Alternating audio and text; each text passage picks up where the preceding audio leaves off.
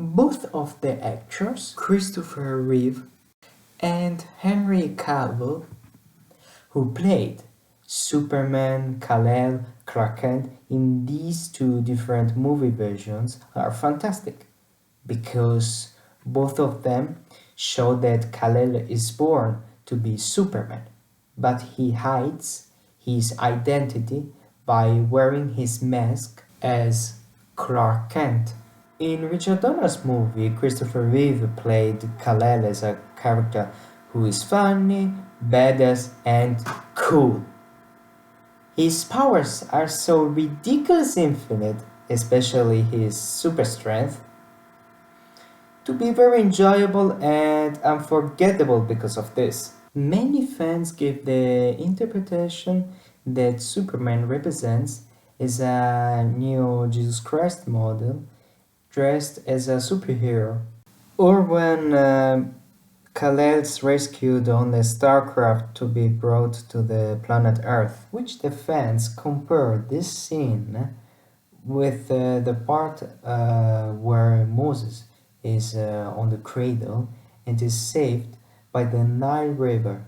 In my personal opinion, in this movie, Christopher Reeve as Kal-El has nothing to do with the new Jesus Christ's model. In Zack Snyder's movie, Henry Cavill played Kal-El as a character who isn't funny, but he is cool and badass. He cares to save somebody who is in danger, and at the same time he reflects about what his fathers taught to him at most. I admit, in this movie Henry Cavill is much more similar as the new Jesus Christ's model, especially in the Kal-El's birth scene or after his first flashback. He stays down in the water and see the whales swim over him. In my personal opinion, this is the best and most important scene of the entire movie, which it means he's the son of two worlds, Krypton and Earth.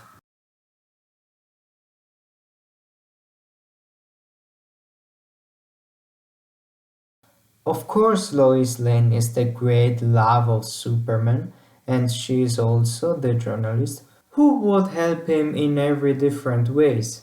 In the Donors movie, Lois Lane is played by Margot Kidder, who is so hysteric to be really hated, and she just do nothing to have a little bit sense in what she's doing in the whole movie. She discovers and calls him Superman by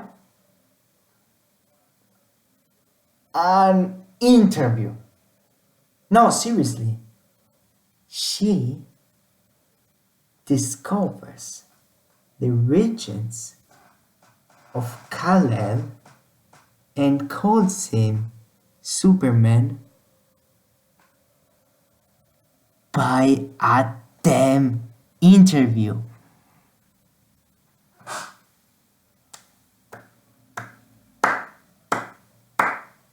In Man of Steel, Lois Lane is played by Amy Adams, who discovers Kal-El's origins by writing a Daily Planet's article.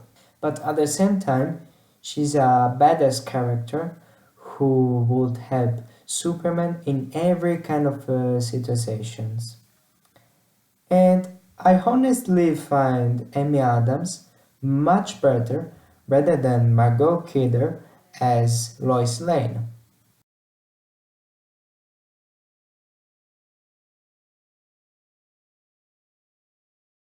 Jor-El's the clue character who will teach Kal-El what's his real purpose and how he would accomplish wonders on the world.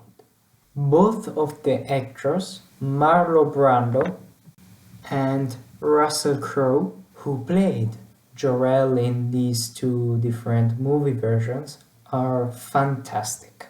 In Richard Donner's movie, Jor-El brings directly his son on the StarCraft, which it is similar to a giant eagle's nest crystal. He puts somewhere the crystal to the one casual side of the StarCraft to activate the launch. At age 18, Kal-El travels to the Arctic where he launches the green crystal to the water. And somehow, the green crystal becomes the Fortress of Solitude.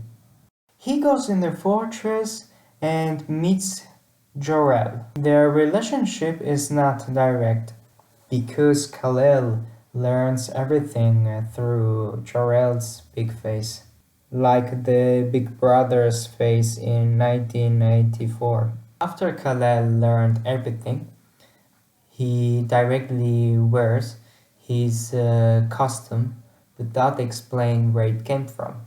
In Zack Snyder's movie, after Jor-El beats some Zod soldiers, he takes the codex and infuses Kal-El's cells with the genetic codex of the entire Kryptonian race.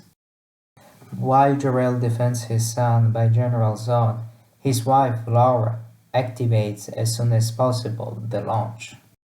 After the StarCraft launched, Zod with great anger kills Jor-El.